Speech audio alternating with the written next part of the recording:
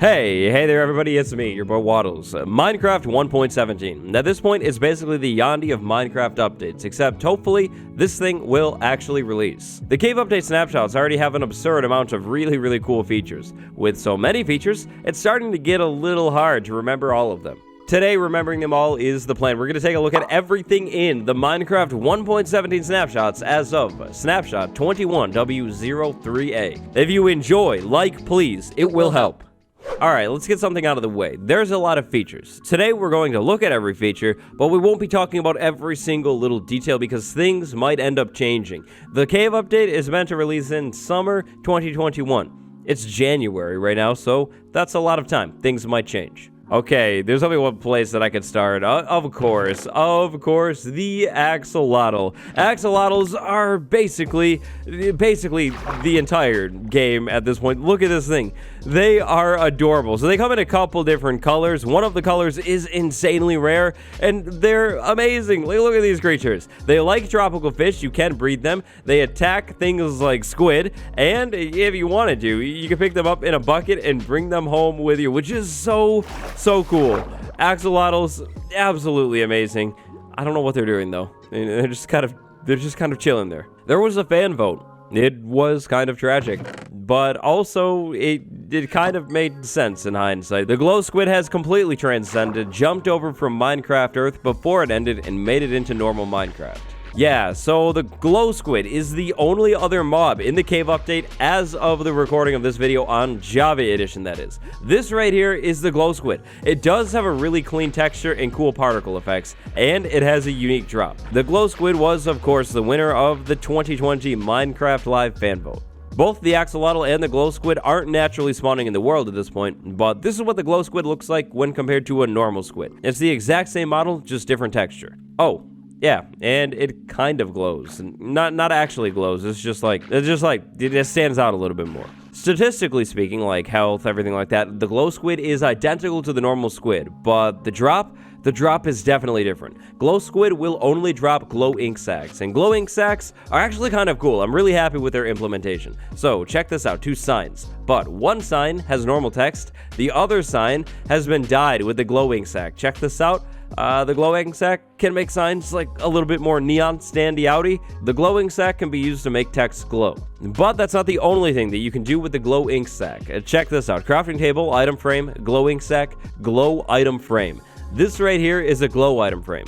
Now, like this, the glow item frame looks normal. I mean, other than the texture, it's kind of the same. But check this out. When compared to a normal item frame, the glow item frame is actually bright. Like the item inside of it is lit up. You could use these new glow item frames to keep your items always illuminated, or maybe your map wall. Bundles are amazing. Minecraft 1.17 is finally working to actually improve the inventory, like early game. So right off the bat, this right here is a bundle. The UI, it's pretty clean too. So the bundle is used to keep your inventory organized. Let's go ahead and break this chest. I'm sure there's a bunch of items in it. Yep, definitely. And then let's also break this chest too. There might be a little bit more to check out. Yep, just a tiny bit. So the bundle. My inventory right now is insanely messy. What can we do to fix that?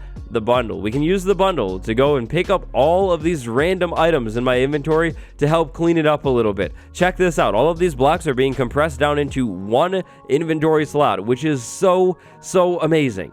Now, if we have a bunch of items in the bundle and we take a look at it, right there, we basically have our own inventory in here.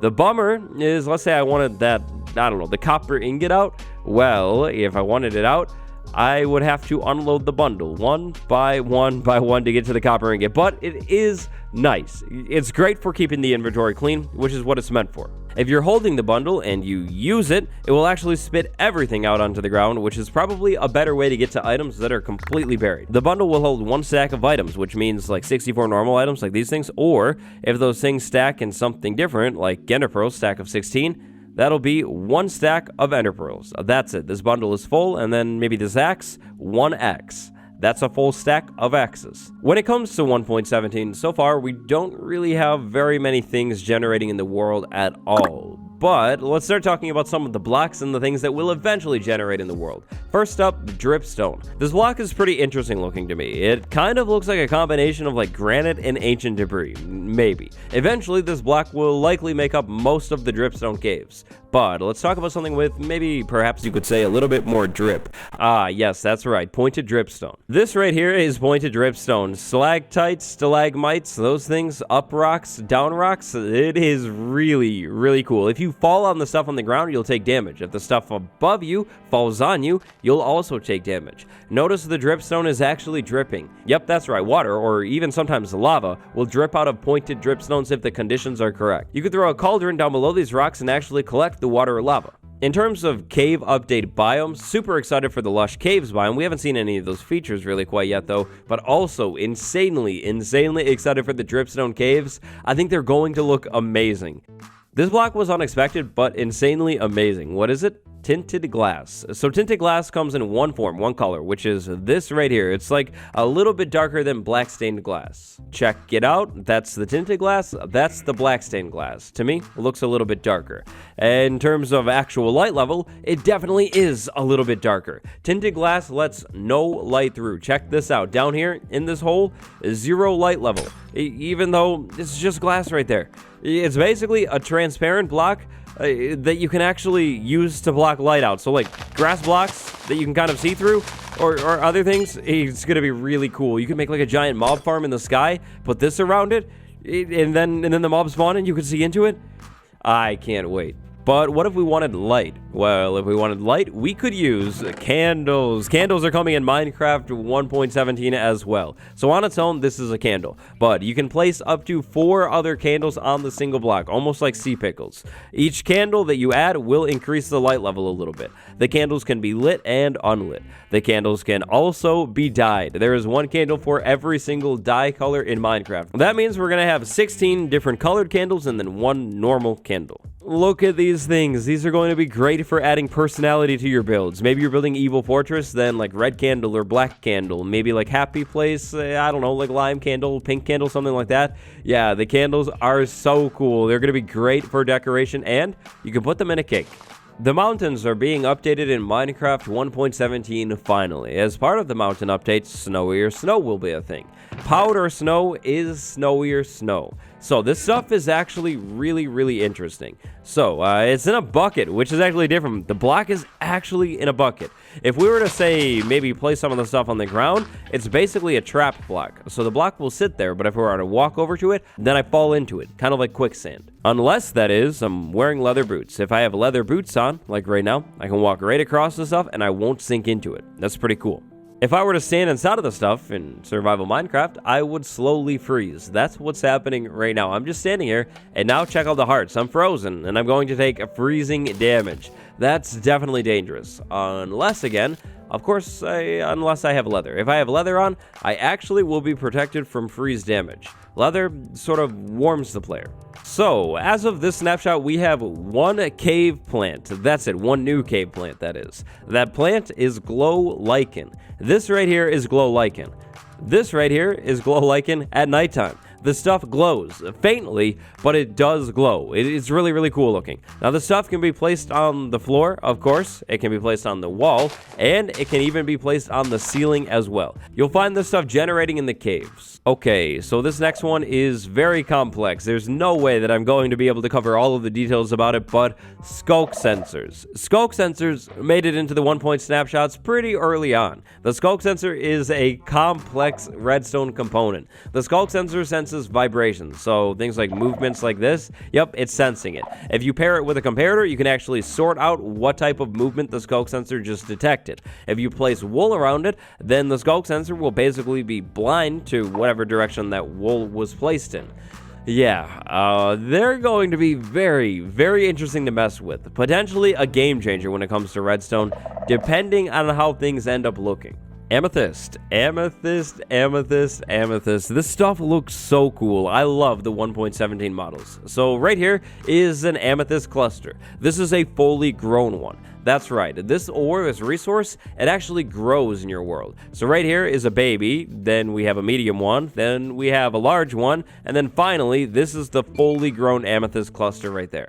These things can actually be picked up in survival Minecraft with Silk Touch. If you place them down on a random, non-growing block, we'll talk about that in a second, they won't ever grow. So they're sitting right here, they bend like this the whole time. They don't change. Of course, though, if you're trying to harvest this stuff, you harvest the fully grown one, just like a crop, and you'll get an amethyst shard. This thing right here. Now, the amethyst shard is a crafting ingredient. It does look really, really clean, though. I like the texture. Now, if you have a couple amethyst shards, you can craft it into a block of amethyst, and listen.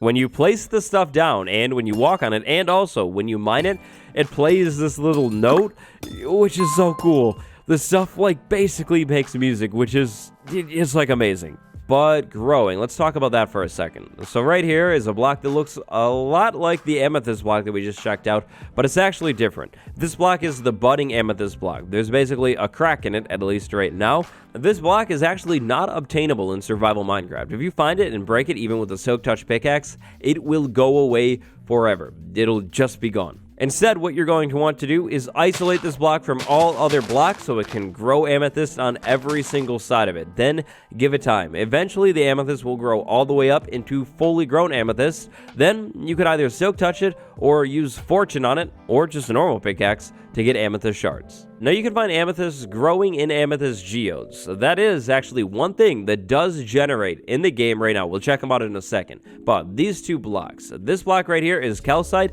this one right here is tough. These two blocks make up amethyst geodes. Calcite, I think, in particular, is going to be a really, really nice building block. I mean, like, imagine using this for, like, the wall of, like, a house. That would look really, really good. Tough is cool, too. It kind of looks like some of those dead corals. Amethyst geodes, though. These geodes generate down under the ground. There's a couple different sizes. Right here is a smaller geode. You can see lots of amethysts growing in there. Over here is a much, much larger geode. Like I mentioned, the budding amethyst cannot be picked up. So, if you want to make a farm out of this stuff, that's simple. But you're going to need to do it at the geode itself. So, like, at this spot right here. Oh, and another cool thing about the amethyst, I always forget about this one, but they actually let off a little bit of light. Check this out. There's a little bit of a glow in here, even though there's no light in here, really, for the most part.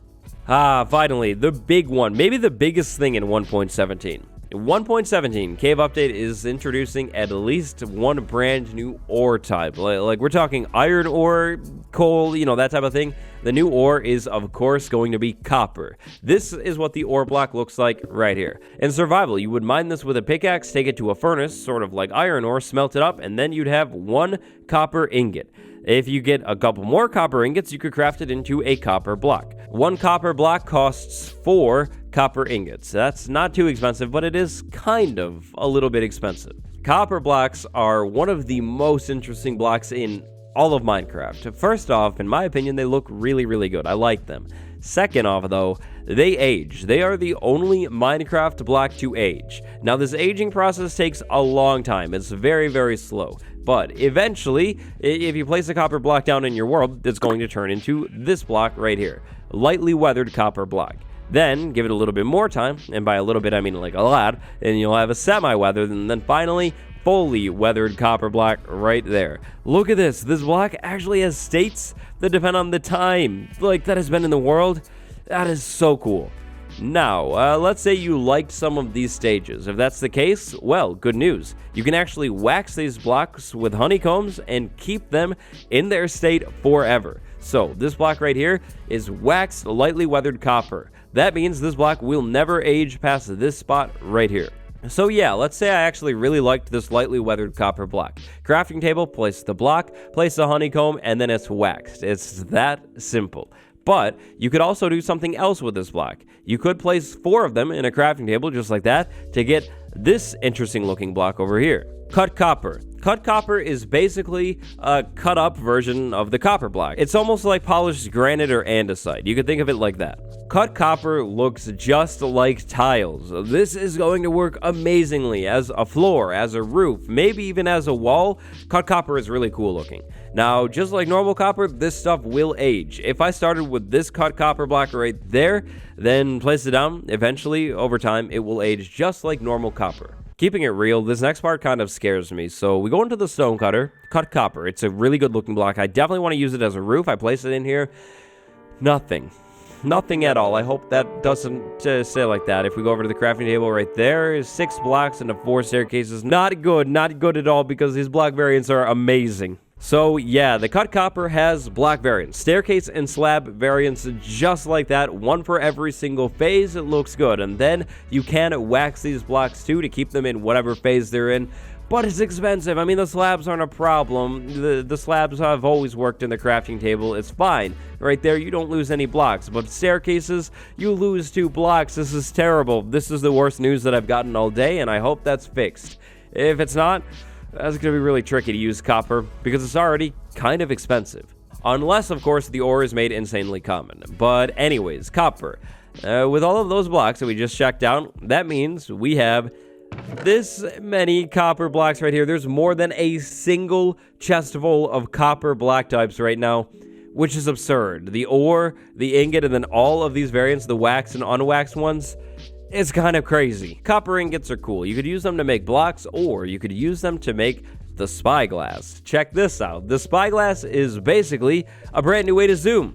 If you craft this thing with amethyst shards and copper and then use it, you'll be able to look around your world. You could even put the slow cinematic camera on and you move around slowly. Look at that. It's like a real telescope. It's so cool. And I love this texture, by the way. Like the square around it and the zoom in. It's really, really interesting. You could use it to see things farther away, but as of right now, that's about all that it does. Does look really good though. Look at that item model. Yeah, that's definitely a spyglass. Next up, the lightning rod. The lightning rod is the other thing that you could craft with copper ingots. Now, the lightning rod is what it sounds like. It's a lightning rod. Maybe you have a roof built out of wood, like in that village over here. If I were to place a lightning rod on top of that roof, and then the lightning bolt were to strike near that roof, it would strike the lightning rod instead of the roof, meaning the roof does not get burnt down. That's amazing. I can't tell you how many builds that I've built, and I've had these sweet roofs, and then they just burn down. Yep, if you have lightning rod, that won't happen anymore. So, Minecraft 1.17. So far, that is what we're looking at, but there are some gigantic things that we still haven't seen quite yet. For example, the whole artifact dig site thing, or the lush caves and the deep dark. I'm not 100% sure, but I'm pretty sure that 1.17 is already looking like it's going to be one of the biggest updates ever. It might even be the biggest update at this point. But what's your favorite feature so far? Let me know down in the comments below. If you enjoyed the video, leave a like and subscribe. Doing both of those things helps me out huge time, especially the subscribing thing. Because I mean, if you haven't heard, we're on that road to 1,000K. Need your help. Today, big shout out to my patrons, Sci-Fireman and Reapman. Thank you both so much for the support. Thank you all for watching. Until next time, cave update forever. Axolotl, get out of that block. You're going crazy.